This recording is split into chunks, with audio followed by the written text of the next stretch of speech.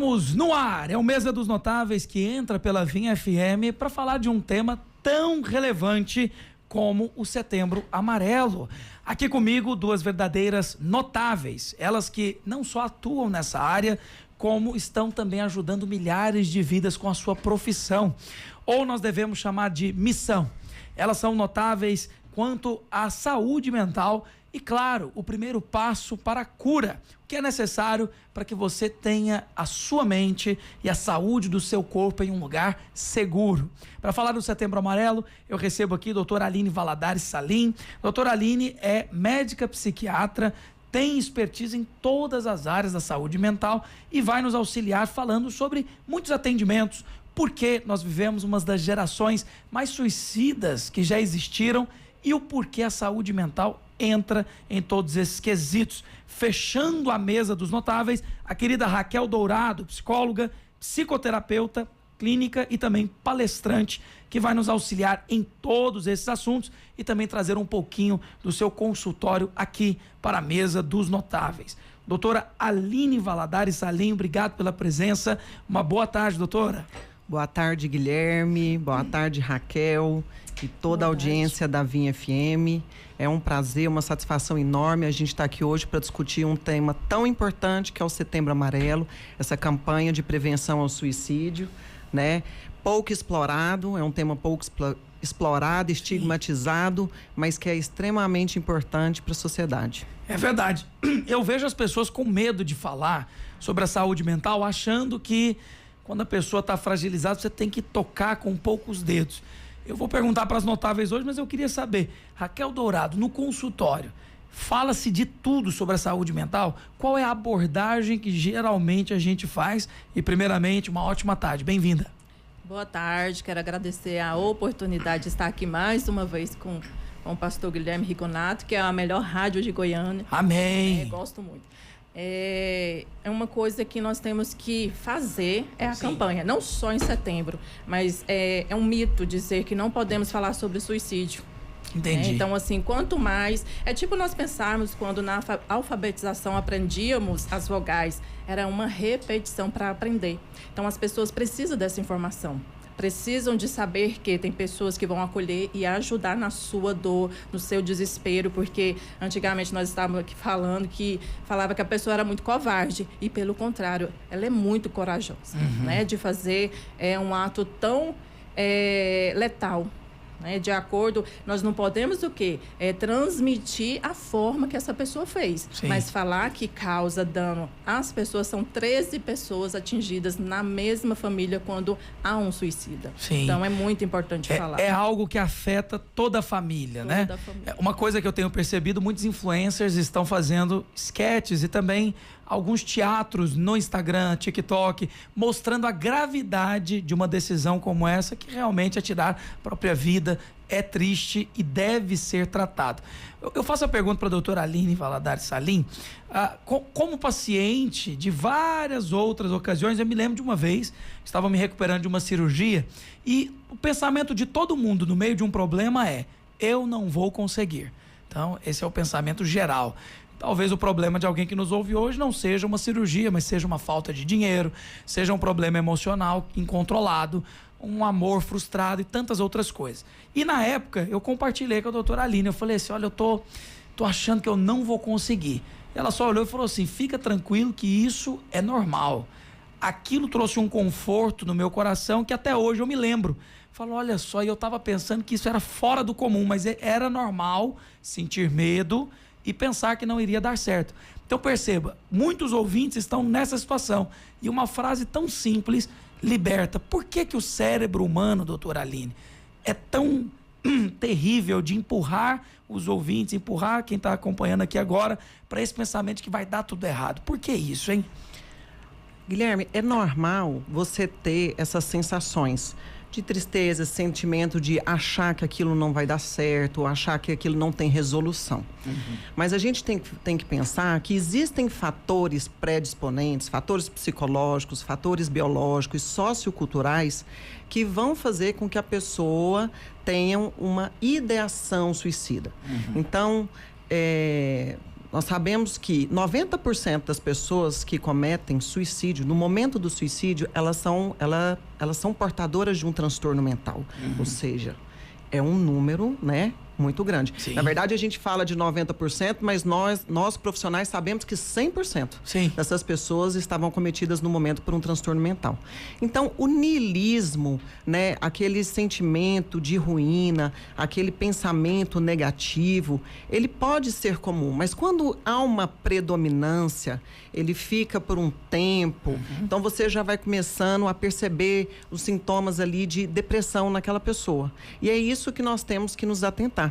Porque a pessoa que comete o suicídio, na verdade, ela não quer morrer.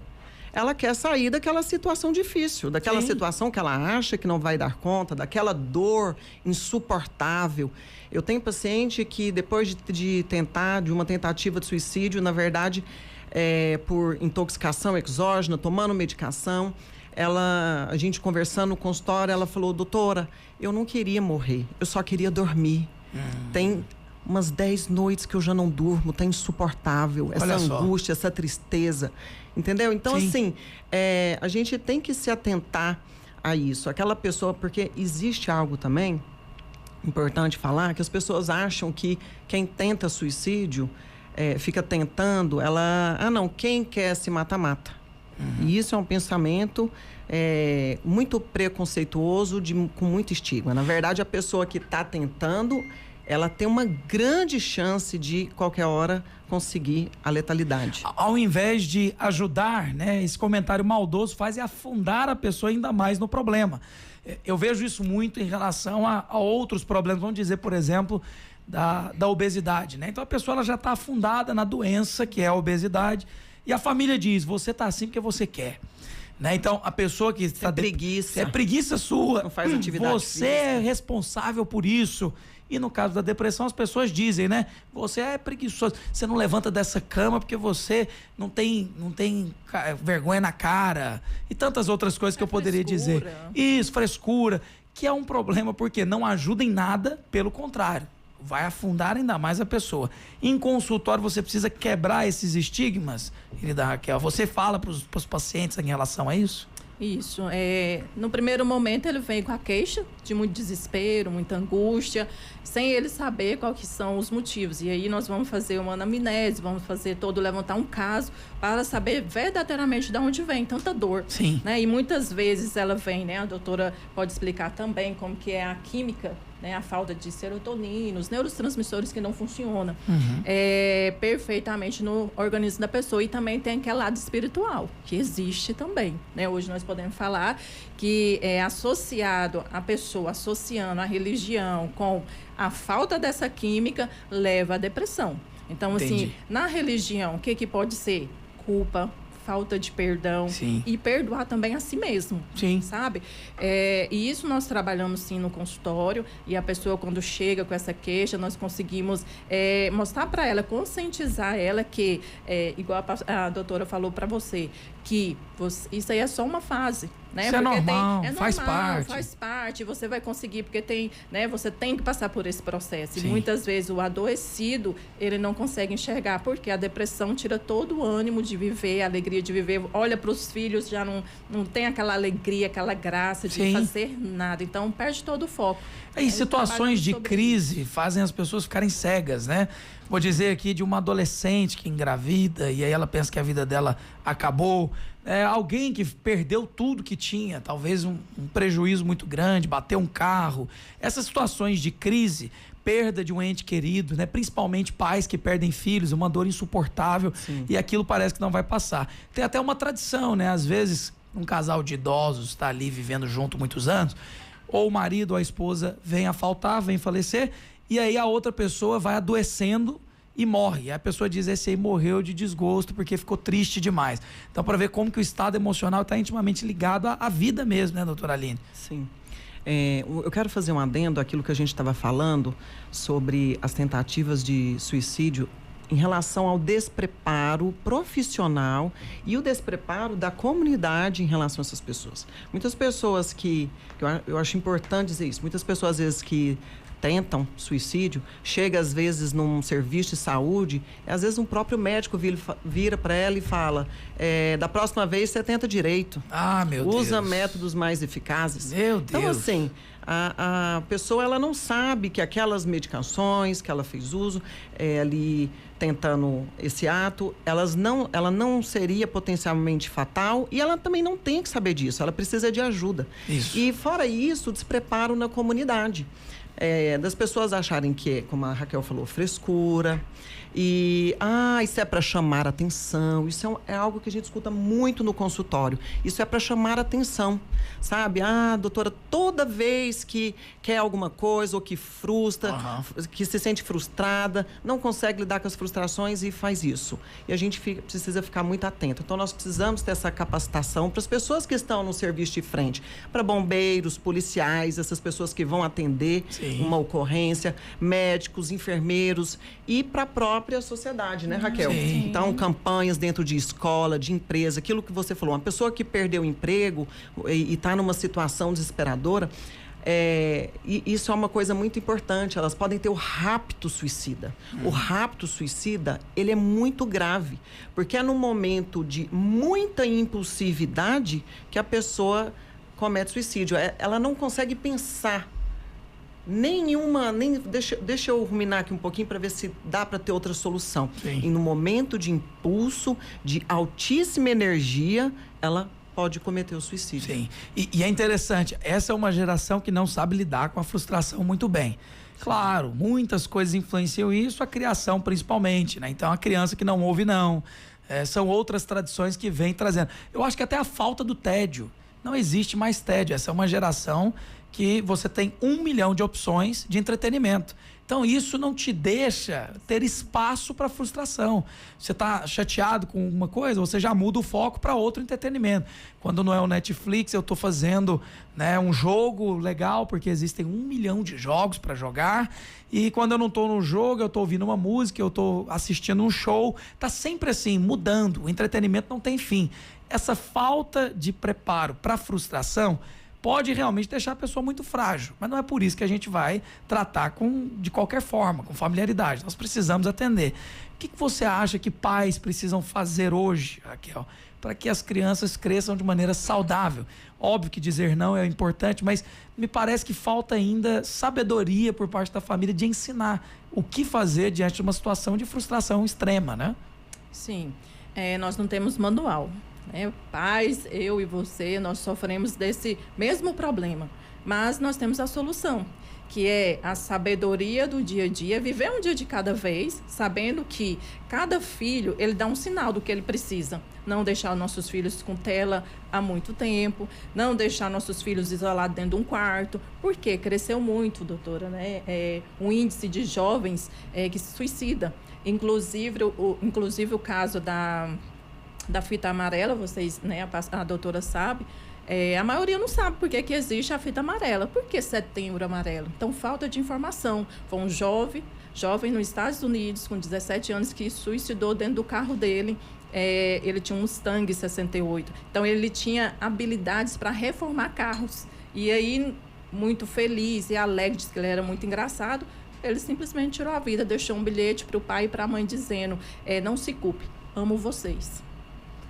Que coisa. Então, assim, eles não perceberam. Então, os pais, geralmente, vão se culpar o resto da vida. Eu acredito que é uma dor insuportável. Eu tive a infelicidade de participar de um velório, de um suicida, de um conhecido. Algo assim, a coisa mais horrível que eu já fui na minha vida. Sim. Foi no velório de suicida, porque todo mundo fica se perguntando por quê. Estava feliz, tinha empresa, era um cara de negócio, tinha filhos, estava casado, estava bem. Como que se mata? Sim.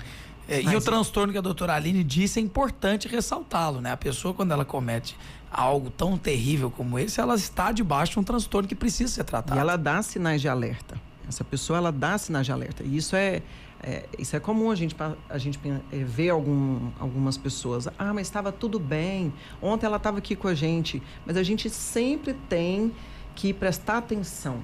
Ter uma escuta muito ativa. Prestar atenção, porque todas as pessoas que cometem suicídio, elas dão sinal de alerta. Então, tem alguns trabalhos que mostram assim, que essas pessoas, na grande maioria, procuraram serviço de saúde. E elas ganham força para suicidar. No mês, na semana que cometeram. Elas procuraram Então, alguma forma de por algum solucionar. motivo, elas procuraram de alguma forma, que seja por, tô com uma dor no estômago. Elas procuraram um serviço de saúde e isso não foi explorado de maneira adequada.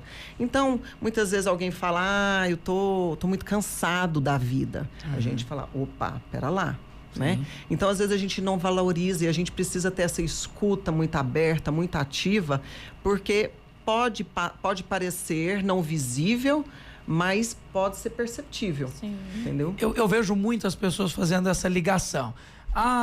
Quando a pessoa não tem muito dinheiro, é mais simples, né? Parece que ela tem a alegria. Pega o ônibus 5:30 da manhã, lotado, né? Aquele ônibus apertado, mas parece que a pessoa ela tem ali a alegria do dia a dia. E aí a pessoa, por outro lado, alguém que tem muito dinheiro, fica triste, depressivo e não sabe o que fazer da vida. Então é interessante essa análise superficial, porque isso é o senso comum. Na prática, nós sabemos que os dois lados têm pessoas depressivas, tanto a pessoa que não tem dinheiro como a pessoa que tem. Mas tá aí uma coisa interessante, pessoas que vivem à procura do dinheiro. Falta propósito na vida e acaba se entregando para uma depressão em algum momento, né? Mas você sabe, Guilherme, que o maior índice de doenças mentais e suicídios são em países de baixa renda, não são em países de alta renda. É mesmo? Porque geralmente em países de baixa renda, em pessoas que têm maior carência de recursos, elas têm mais dificuldade de ter acesso a médicos, né, de serviços de saúde, elas têm menos informação, então elas têm têm maior predisposição em estar em ambientes com maior violência sexual, abuso de substância, né, uso de drogas, álcool, maconha, cocaína. Então, essas pessoas, elas estão mais predispostas. Sim, sem dúvida. Então, isso que é falado de que quando se tem muito dinheiro, fica procurando um propósito e acaba tentando. Não é assim. Sim. Essa não é a realidade. Essa é a realidade factível do consultório, né? É importante dizer. Não, e é legal falar porque as pessoas, elas querem achar uma desculpa para a doença, né? Então, adoeceu, mas é falta de trabalho. Adoeceu, falta de fé. Quando, na verdade, é preciso só dizer, vamos caminhar para a solução. O que pode ser feito, né? A intervenção, como que ela inicia? Para um psicólogo, como a Raquel que está aqui conosco, qual é a intervenção? Porque os familiares costumam dizer assim, larga disso. Ou então, não, você para de pensar essas besteiras. Não é bem assim que a abordagem funciona, né? Como que geralmente o protocolo inicia? Nós trabalhamos com os pensamentos disfuncionais. Nós vamos trabalhar isso. Porque ele vem, tudo para ele é sofrido. Tudo. Se ele vai trabalhar é sofrido, porque hoje tem um deprimido que é o ativo, que é o pior. Ele está sorrindo, está brincando, que foi o caso do Mike lá dos Estados Unidos. Ele reformava carro, ele era super alegre. A turma ficou tudo chocada. Né? Então, assim, tem pergunta que nós não sabemos responder. Né? Por exemplo, se eu perguntar para o pastor, quantos fios de cabelo o senhor tem? Eu aproximo para você, mas saber exato não, só Deus. Né? Então, quando vai entrevistar uma pessoa da área da saúde, a primeira pergunta, o que está causando o suicídio? Gente, a gente não sabe, são várias causas, né? Seja ela socioeconômica, seja um divórcio, uma separação, uma perda. Então, assim, nós precisamos trabalhar o quê? Esses pensamentos disfuncionais. Eu não sirvo para nada, eu não presto para nada. E jamais falar para a pessoa assim, já passou do tempo de você se levantar. Não, esteja ali acolhendo a dor daquela pessoa. É como se a gente estivesse recebendo alguém na igreja para se converter a Jesus e falar, venha como está. Então, nós vamos acolher essa pessoa, vamos dar ela o suporte e deixar sempre em alerta. Por quê?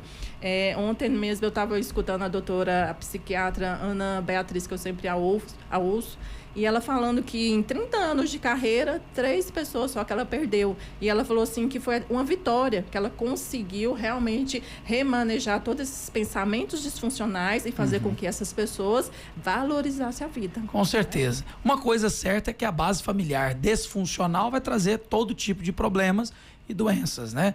Não por menos o presídio está cheio de pessoas sem pai.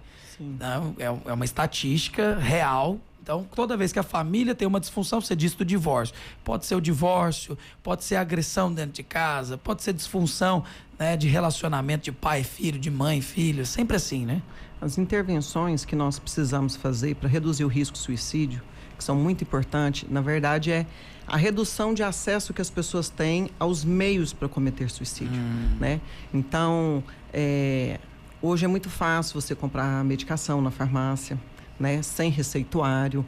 Você consegue comprar álcool em prateleira de supermercado. Teve um tempo que o álcool em gel, o álcool, ele não podia ser vendido, justamente por isso. Mas agora, e principalmente depois da pandemia, isso esteve muito... comum. As pessoas conseguem comprar veneno de forma clandestina ali, entendeu? Então, reduzir o acesso aos meios letais de suicídio é uma intervenção importante. Diretrizes da mídia e de reportagens responsáveis. Então, o suicídio ele não pode ser divulgado por conta do suicídio, do comportamento de contágio. Então, muitas vezes, um suicídio amplamente divulgado, principalmente quando tem participação de pessoas famosas, na verdade, pode trazer um comportamento de contágio. Sim. E várias outras pessoas serem encorajadas a cometer suicídio. Isso acontece no Japão. É uma cultura Sim. que é contagiada constantemente por pessoas que valorizam esse tipo de prática.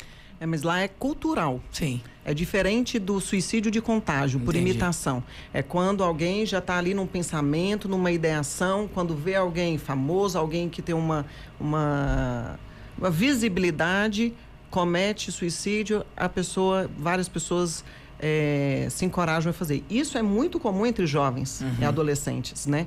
Outro fator de intervenção importante são as campanhas de saúde pública. São pouco exploradas, mas o Setembro Amarelo é uma campanha importante. Sim. É uma iniciativa da Associação Brasileira de Psiquiatria, junto com o Centro de Valorização à Vida.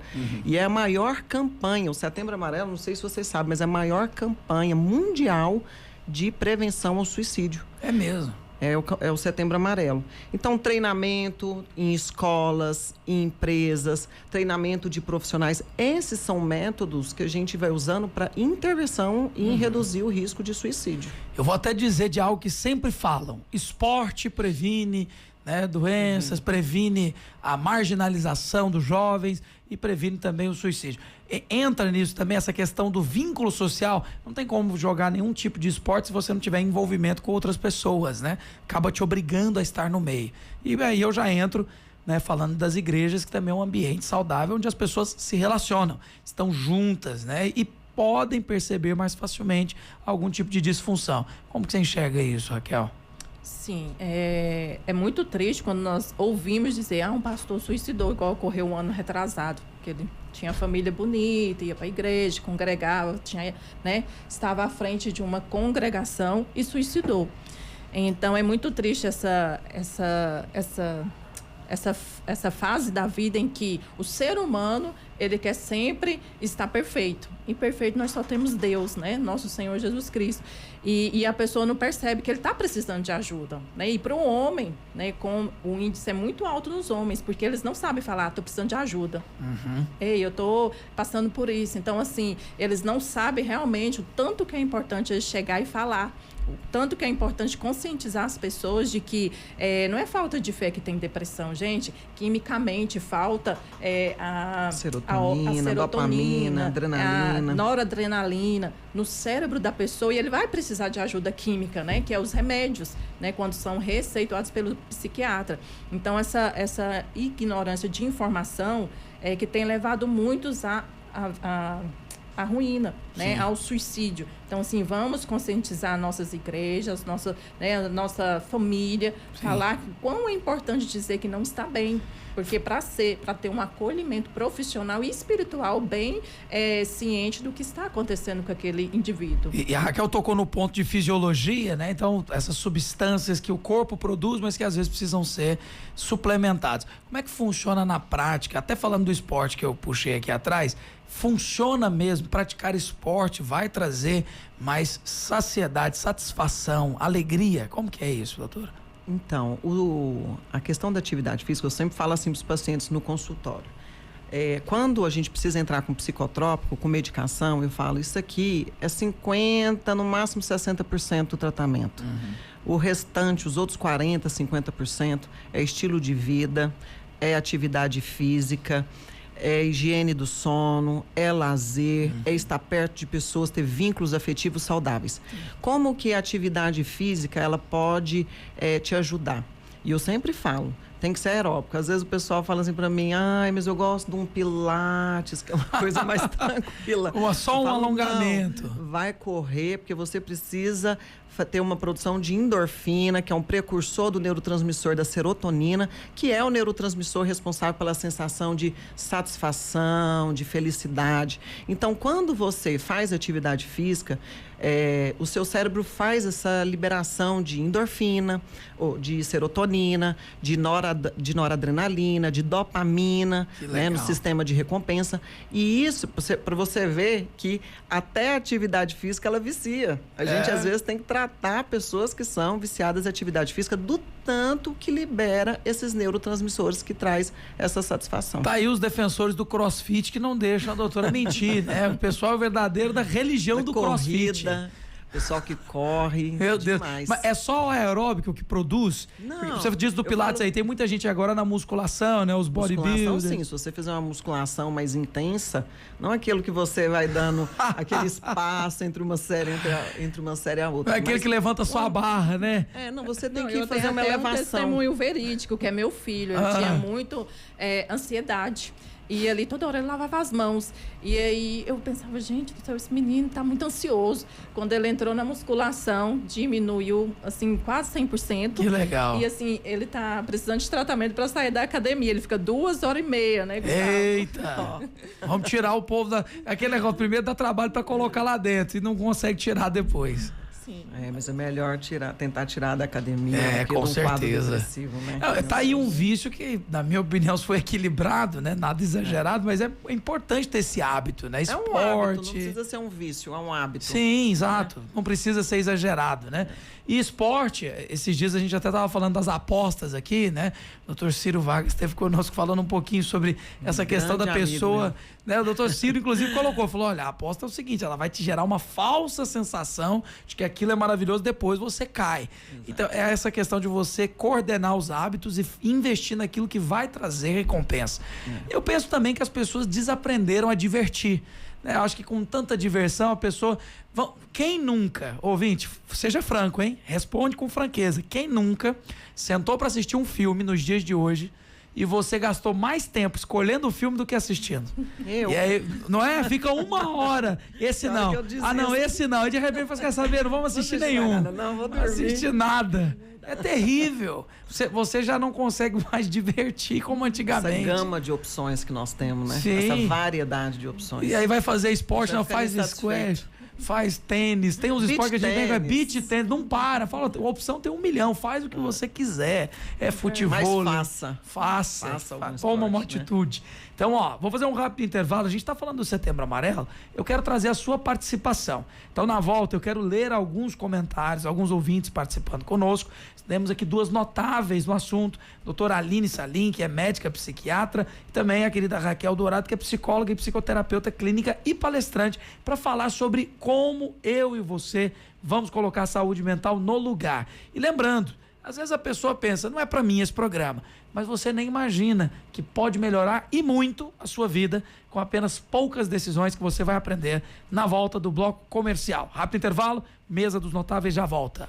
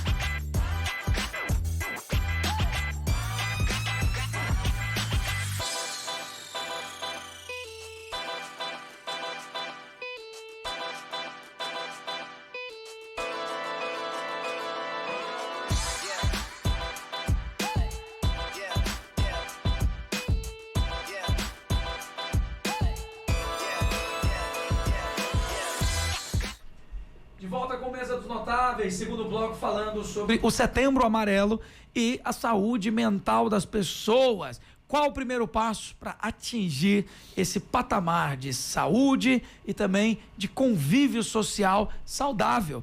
Muitas pessoas hoje em dia, com a internet, não querem entrar nas redes sociais porque temem expor a vida demais. Já outros não pensam duas vezes antes de postar toda a intimidade, cada um dos detalhes da vida pessoal expostos nas redes sociais.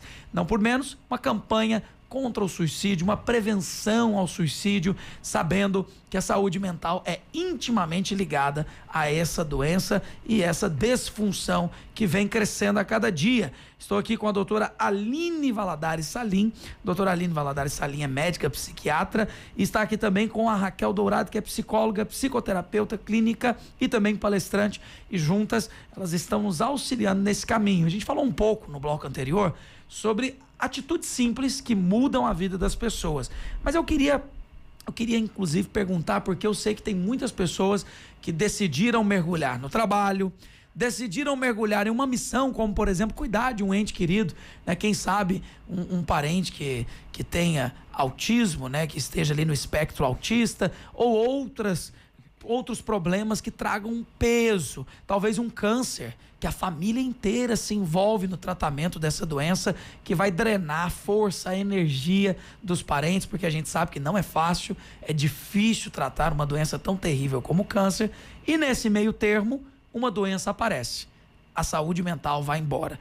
Eu pergunto às nossas notáveis, como que a gente pode identificar o início de uma disfunção na saúde mental? Existem sinais mais simples? Tem muita gente que está ouvindo agora que diz, esse programa não é para mim, a minha saúde está bem, mas às vezes não é a realidade. Doutora Aline, como no consultório é possível perceber o início de uma disfunção mental? A gente tem que perceber quando o paciente ele está ali desesperançoso, angustiado, com dificuldade para dormir, começa a ter uma alteração do apetite, começa a ter uma alteração da energia, com baixa energia. Então, assim, o paciente começando com sintomas depressivos ou ansiosos, aí começa a fazer um quadro de taquicardia, sensação de falta de ar, sudorese nas mãos. Pacientes também com relações conflituosas, com relações afetivas muito conflituosas. Então, a gente vai identificando na escuta, no consultório, mas a gente tem que ter essa percepção, que é aquilo que eu falei anteriormente, que a pessoa ela vai dando sinais de alertas. Você falou em relação ao câncer, para você ver, o suicídio hoje está responsável por muito mais morte do que alguns cânceres. Meu Deus. Olha, né? Então, triste. assim, mais do que câncer de mama, hoje a gente perde pessoas por suicídio. Mas as doenças incapacitantes, então, o próprio câncer, quando você recebe um diagnóstico de câncer, quando você tem uma doença recebe um diagnóstico de doença neurológica, neurodegenerativa, alguma necessidade, um acidente, onde você percorre ali com uma amputação, isso são fatores de risco para a pessoa acabar cometendo suicídio, né? Sim. De pensar, nossa, minha vida acabou aqui, não tem mais jeito e eu vou partir para isso. Então, a gente tem que ter essa percepção, essa escuta, são esses sinais que as pessoas vão dando no consultório. Ah, doutor, eu estou muito desestimulada, eu estou muito cansada da vida. O isolamento social é um fator de risco importante. Aquilo que a Raquel falou de jovens no quarto, tanto jovens como adultos, mas hoje a gente vê muito na população jovem, os jogos, né? Sim. Então, entretidas em jogos ou nas redes sociais, olhando a vida das outras pessoas, com expectativas. Ali as pessoas não postam o que realmente é a vida delas. Então, eu posto num restaurante, eu posto numa praia, aquela vida boa. E uma pessoa que pode estar já num momento portadora de algum transtorno mental, já com baixa autoestima, ela pode pensar, tá vendo? A minha vida, ela não vale a pena, minha vida não tem sentido, eu não tenho nada, né? E isso pode ser um dos fatores de risco e gatilhos para essas pessoas. É um fato que a pessoa começa a se isolar quando ela percebe que é melhor para ela, porque geralmente quando as pessoas adoecem, o que elas fazem? Elas procuram ajuda, né? Nossa, eu estou muito mal, Você sabe de alguém, algum médico, isso, aquilo. Doença física. A doença né? física, exato. Apareceu uma íngua, eu queria dar uma olhadinha para ver se está tudo bem. E no caso da saúde mental, nessa saúde emocional, a pessoa ela vai se isolando. Tem isso no consultório como psicólogo, você vê isso bastante? É ao contrário. Sempre quem busca ajuda é o cônjuge, é a mãe, é alguém que está por perto dessa pessoa que procura ajuda. Jamais, eu nunca atendi a pessoa por si só e falando essas coisas de início. Que foi de livre e lógico que espontânea tem, vontade, de né? livre e espontânea vontade. Então, assim, prestar atenção nos nossos jovens. Gente, tira tempo com seus filhos. Os filhos, essa fase de infância, adolescência passa tão rápido. Eu fazia piquenique, ia para cinema, estudando e trabalhando. Eu tirava tempo para os meus filhos. Sim. E hoje eu vejo, eu estava num centro de saúde e ali uma mãe, a criança arrastando no chão no centro de saúde, ela lá no celular. Nem ali no centro de saúde ela não pôde parar de sair, né, de uma rede social para cuidar daquela criança. E eu pensando, gente, daqui a um tempo, e aí, como que vai ser a nossa geração futura? Sim. Todas no virtual. Lógico que isso tem vários meios para a gente crescer, tem informações, mas é demais. Né? Tudo que é demais, minha avó dizia, é sobra. Né? Então vamos manter o equilíbrio, que o bom da vida é nós termos esse equilíbrio. Para comer, para dormir, tudo tem, né, seu tempo, como diz a palavra de Deus. Então, assim, se eu tenho um equilíbrio, eu tenho tudo. Eu vou para uma academia, eu vou ficar lá 5 horas. Não, tem outras coisas para eu fazer. Né? Se eu vou alimentar, eu vou comer tudo de uma vez, um churrasco sozinha. Claro que não. Embora eu amo demais um churrasco. Mas não é assim que funciona. Essa pessoa nunca foi no aniversário, né? Que o bolo... Eu não sei se vocês já viram esse acontecimento. Aniversário com 100 pessoas.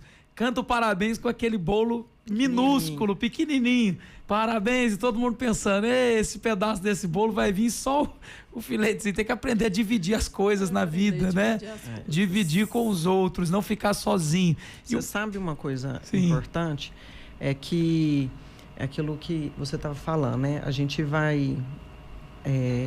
você falou assim, que as pessoas procuram ajuda. Quando você tem uma alteração cardíaca, você está ali, né, com o coração acelerado, você corre no cardiologista, você tem uma alteração dos seus índices glicêmicos, você corre no endócrino, nessas outras especialidades, a gente corre para pedir ajuda.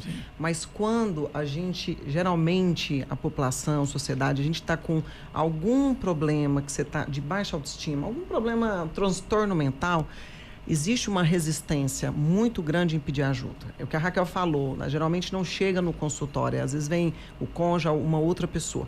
Isso tudo é decorrente do preconceito, do estigma, do tabu em falar sobre doença mental. Eu trouxe alguns dados que eu vou falar para vocês. Dados da Organização Mundial de Saúde mostra que 1 bilhão de pessoas no mundo sofrem de algum transtorno mental. Meu Deus. No Brasil, 23 milhões de pessoas, ou seja, 12% da população, precisam de cuidado de saúde mental. E 11,5 milhões de pessoas sofrem com depressão. O Brasil, ele é o 5º país do mundo em números de depressão e o 8º em números de suicídio. É muito. Aquilo que a gente falou quando a gente estava aqui no início, que em outros países, na Europa, já tem reduzido o número de suicídio. Mas nas Américas, o índice de suicídio tem aumentado. Globalmente, o índice de suicídio tem diminuído, mas nas Américas não, tem aumentado. Mas o que é que nós precisamos pensar? Nessa questão de encorajar as pessoas que estão passando por algum transtorno, ao invés de ter preconceito, de encorajá-las a procurar ajuda. Porque, geralmente, as pessoas pensam assim... aquilo que a gente falou, é frescura. Ela, se for para academia, melhora. Não precisa. Não vai num profissional especialista. Você vê que aquele paciente, ele passa em várias especialidades. A última especialidade que passa é num psiquiatra. Eu tenho pacientes que chegam lá e falam, doutora, eu tô acabado. Minha vida acabou. Nunca me imaginei num psiquiatra. Olha só, como se isso fosse algo ruim. Louco. Eu tô ficando louco. Lá é que é um lugar seguro para ele. É o primeiro lugar que ele deveria estar. Que coisa. Então, o estigma, o preconceito, tanto do paciente, muitas vezes dos familiares, da sociedade. Eu tenho uma coisa interessante, que eu tenho paciente que quando vai no consultório, ele sempre me pede, doutora, bate seu outro carimbo, é o carimbo que eu tenho só como clínica, que não está escrito psiquiatra. Meu Deus. Porque ele não quer entregar na empresa o atestado de consulta com psiquiatra, porque as pessoas não saibam que ele faz acompanhamento com o psiquiatra. Então, a vergonha, o estigma, o tabu de achar que a gente não deve falar sobre doença mental, achar que a gente não deve falar sobre suicídio, esse é um dos problemas que faz com que também nós, nas Américas, sejamos o país que está crescendo. Eu confesso que eu não imaginava que era tão ruim assim, né? As pessoas enxergavam de uma maneira tão negativa. Talvez aquele pensamento, eu fiquei louco, por isso que eu tenho que ir no psiquiatra, quando na verdade você está lá porque você está cuidando da sua saúde. Mas enfim, nós precisamos combater essa cultura. Sim. Precisamos de alguma forma abrir os olhos para entender que cuidar da saúde é sim algo louvável, deve ser honrado, né? Você está indo no psiquiatra, você está indo na psicólogo, que bom. Continue, faça isso, cuide da sua saúde, né? Valorize isso mesmo. Isso aqui que nós estamos fazendo hoje é uma campanha de conscientização, Sim. né? E isso é importante, esse espaço que a Vinha FM, que a rádio sempre dá importância nesses temas, né? Sim. Isso já é uma campanha, isso atinge muitas pessoas, muitas famílias. Então é um ponto muito positivo. Parabéns pela iniciativa desse tema. Amém. Não, e nós contamos todos os anos. Doutora Aline Salim sabe disso, a Raquel já voltou muitas vezes aqui, sabe? É um compromisso nosso de trazer algo que abençoe as pessoas, né? E é interessante dizer isso aqui, porque eu não sei se é porque eu sou muito descomplicado quanto a isso, mas na minha cabeça eu não teria problema nenhum em procurar ajuda para algo que eu estou sentindo ou passando no momento. Ah, mas as pessoas, que elas vão pensar, né? Eu não sei o que elas vão pensar, mas eu sei o que eu preciso. Quanto eu preciso melhorar? O que a pessoa vai pensar de mim, paciência. Cada um tem uma impressão. E esse é um problema nosso como brasileiro, né? O brasileiro é muito preocupado com a opinião. Sim. Quando, na verdade, a opinião dos outros não muda a nossa vida. O que muda a nossa vida é o que nós fazemos com ela, e a né? frase importante do nosso pastor Aloysio é Sim. que ele fala assim, cada um cuida de si, né? Isso é muito importante. Essa semana eu lendo, estava escrito assim, quando Elias estava depressivo, solitário, cansado, em crise, Deus o uniu a Eliseu. Não adianta se isolar, Deus sempre vai usar pessoas para te curar. E tem outro escritor que diz assim, que nós adoecemos na relação, mas nos curamos nela. Né? Então, é muito importante nós estarmos juntos. Eu acredito que por isso que Jesus falou, onde tem 2 ou 3 reunidos no nome dele, ele está no nosso meio, é onde nós vamos fazer a diferença. Né? E eu fico assim feliz de ver, né, a doutora toda empenhada nessa campanha, que antigamente não podíamos, né, falar, e hoje nós estamos aqui na rádio falando sobre isso, conscientizando as pessoas o quão é importante acolher para poder ajudar a pessoa que está passando por dificuldades. Todos nós temos luta e dificuldades, mas a tristeza que nós estamos falando é aquela que fica mais de 30 dias, não é aquela tristeza, amanheci triste, né? Não é todo dia tô que nós deprê. vamos... Tô deprê, tem até essa... Nossa, hoje eu tô deprê. Né? Hoje eu tô tão deprimida, né? E não é assim, né? Aquela tristeza que vai passar de 15 dias, de 30 dias, aí precisa ser tratada. Sim, com certeza. Você disse algo poderoso, né? Elias não estava no momento bom, Deus envia Eliseu. E realmente acontece na prática, Deus ele usa pessoas para nos reanimar. Por isso que a Bíblia diz, é bom serem 2 do que um só. Sim. Porque se um cair, o outro está lá para levantar. Fala, não, hoje foi ruim, mas amanhã vai ser melhor, né? Sempre tem o amanhã. Deus, na verdade, usa só... E esse negócio de defeito é bom. Eu não fico mais nessa família, ninguém me valoriza, né? Eu não fico nessa igreja, eu não fico nesse trabalho, essa empresa não me dá valor. Quando, na verdade, o defeito dos outros é só para te lembrar do seu. Sim, né? Exatamente. Essa que é a grande verdade. Se você não aprender a se ver no espelho, você vai sempre achar o defeito dos outros gigantesco. No dia que o espelho estiver bem reguladinho, né? Você vai perceber que você tem um privilégio. Expectativas nas pessoas, né? Sim. Importante você não ter expectativas nas pessoas. Nossa expectativa ela é em Deus. Amém. E é Ele que supre todas as coisas. E Ele está aí, deu para o homem capacitação, inteligência, Sim. né? E por isso que nós precisamos procurar ajuda. Sim, e faço até essa pergunta, a gente colocando o Senhor na conversa, né? Deus aqui como fator de cura. Qual a importância da fé e se apegar a essa crença de propósito de vida para realmente ter uma saúde mental? Porque tem pessoas que pensam assim, não, eu não vou perder meu tempo ouvindo nada de religião, não vou perder meu tempo ouvindo palavra de Deus. Existe alguma comprovação científica nesse sentido? Que alguém que se apega a uma crença e diz, não, eu creio, Jesus é o Filho de Deus, Ele me perdoa, eu não preciso andar culpado, meus pecados são perdoados. Isso tem poder para poder curar as pessoas? Sim, na verdade a convicção religiosa ela é um fator de proteção contra o suicídio. Olha só. Hoje você vê em todos os congressos, tanto brasileiros quanto internacionais, O ano passado eu tive num congresso no SNP em Barcelona e é uma das coisas que sempre estão falando nos congressos. O quanto a religiosidade, as convicções religiosas, elas são fatores de proteção para doenças mentais e para o suicídio. Olha só. O divórcio é um fator, na verdade, de risco. Então, casamento, quando é um bom casamento, Guilherme e Raquel, ele é um fator de proteção.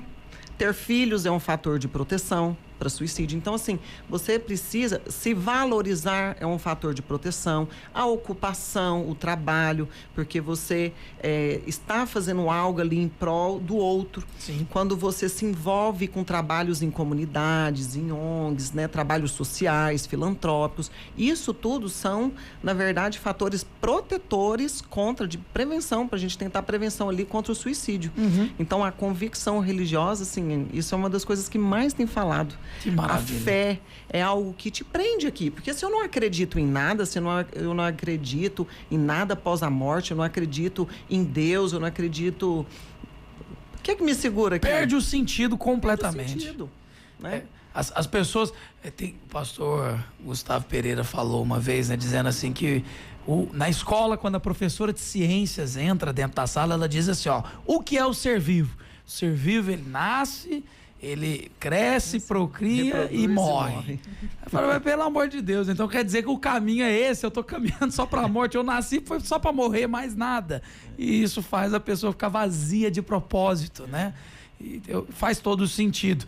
Lá, por exemplo, Raquel, você incentiva as pessoas quando recebe alguém precisando a se apegar ao Senhor, à fé correta, para que isso possa trazer cura também? Sim. Nós ensinamos que espírito, alma e corpo. O ser humano é assim e está escrito na Bíblia. Então, hoje se fala em congressos que a espiritualidade tem ajudado muitas pessoas a alcançar a cura verdadeira nas suas emoções. Por quê? A pessoa acredita em algo. Aquele que tem fé em algo maior, uma energia maior, tem uns que falam que é energia, outros não. E nós respeitamos, sim, né? Cada um com sua crença.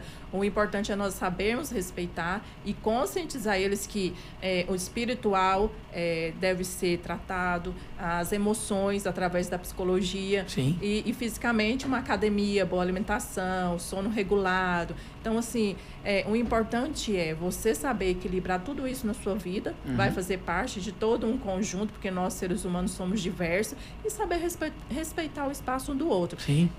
Nós falamos aí de suicídio, e é incrível dizer que a cada 3 minutos que nós estamos aqui conversando, tá alguém se matando no Brasil, e no mundo é 40 segundos. Então, assim, vamos divulgar, vamos fazer o trabalho bem feito nas nossas igrejas também. Gente, vamos cuidar desse povo, porque não tá brincadeira, né? Depois da pandemia piorou, né, doutora? A depressão, dobrou. A ansiedade. Por quê, hein? Qual foi o fator da pandemia que agravou tanto? A gente sabe que todo medo do futuro, tudo isso piora.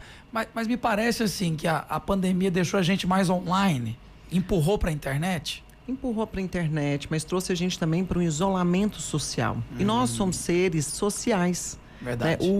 Nós, seres humanos, nós precisamos desse contato social. Então, a partir do momento que nós precisamos ficar ali restritos, com restrição de comportamento, né, de não poder sair, ter várias medidas de higiene para segurança, e o isolamento social, a única forma que a gente tinha ali de interagir com as pessoas era a internet, né? Sim. De comunicar. Eu fiquei mais de 6 meses sem ver meu pai. Meu Deus. Né? Meu pai não queria, eu trabalhava no serviço de verificação de óbito na época, eu fazia as autópsias ali das pessoas que acabaram evoluindo a óbito por Covid, então eu fiquei 6 meses.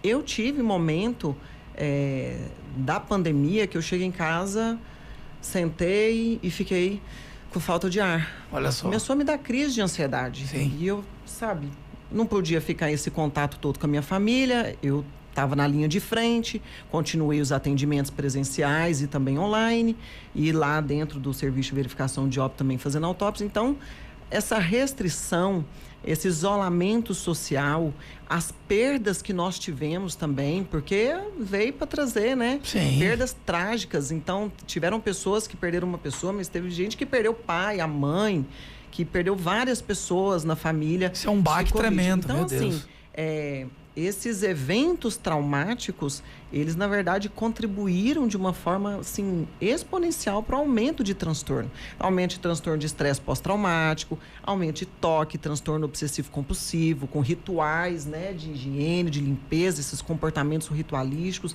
pensamentos intrusivos, transtorno de ansiedade, depressão. Assim, na verdade, estima-se que 20 vezes mais. Nós tivemos esse impacto de 20 vezes mais, o aumento de transtornos. Então, a pandemia veio, na verdade, assim, mudou, acho que o curso da vida de todo mundo, né? Sim.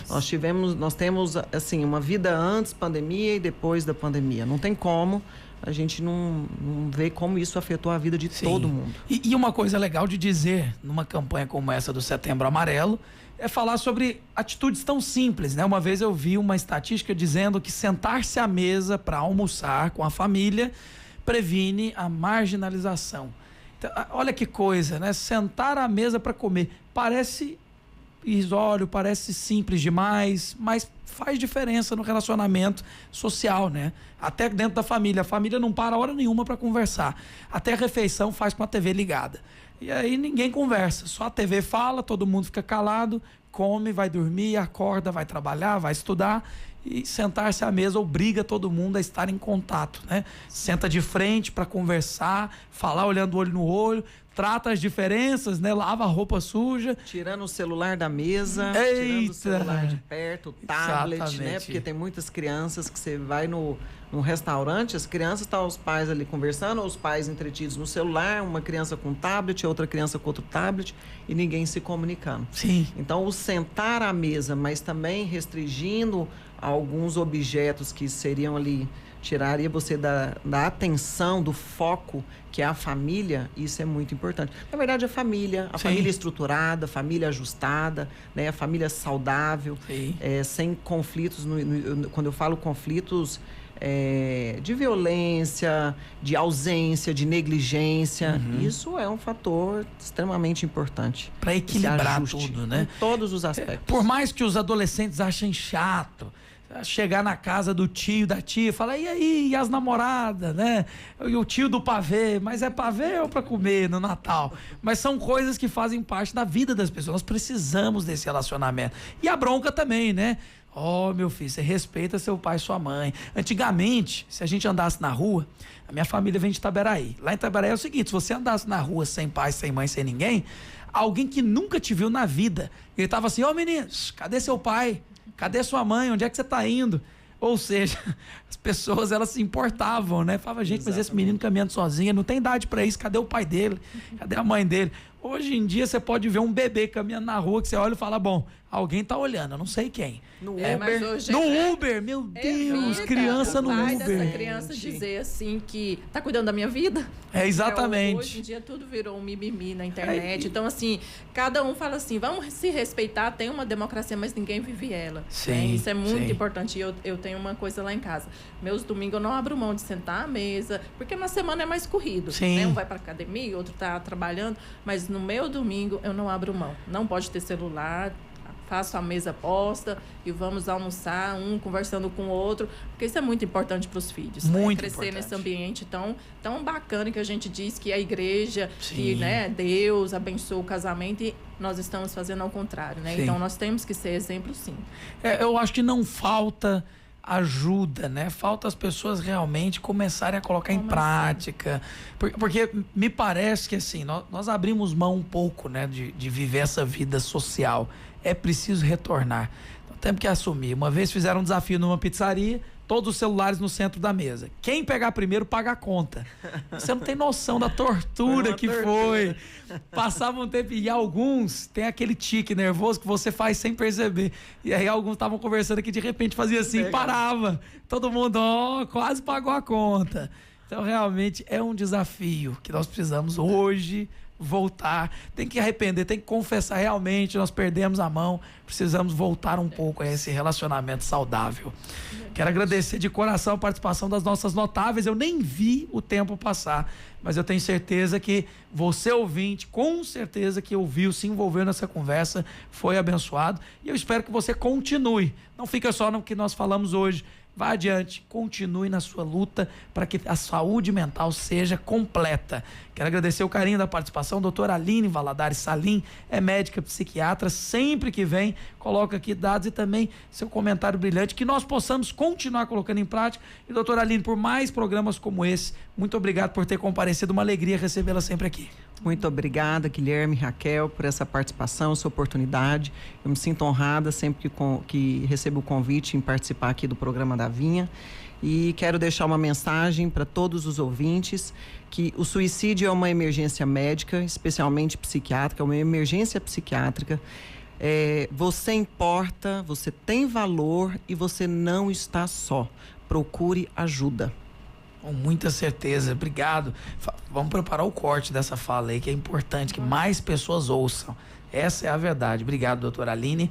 A querida Raquel Dourado, nossa psicóloga, psicoterapeuta, clínica e também palestrante, muito obrigado por sempre trazer assuntos aqui que abrilhantam nossa vida e trazem, sim, solução e cura. Forte abraço, Raquel, e muito obrigado pela participação. Até um próximo programa. Eu que agradeço, me sinto também honrada. Obrigada, doutora Aline, por estar aqui também, contribuindo para ajudar mais e mais pessoas ao alcance, né, dessas que realmente têm um sofrimento emocional e que não têm pedido ajuda. Gente, se precisar, peça ajuda. É muito importante a sua vida para nós e para os profissionais de saúde que vão estar ouvindo e acolhendo a sua dor. Com certeza.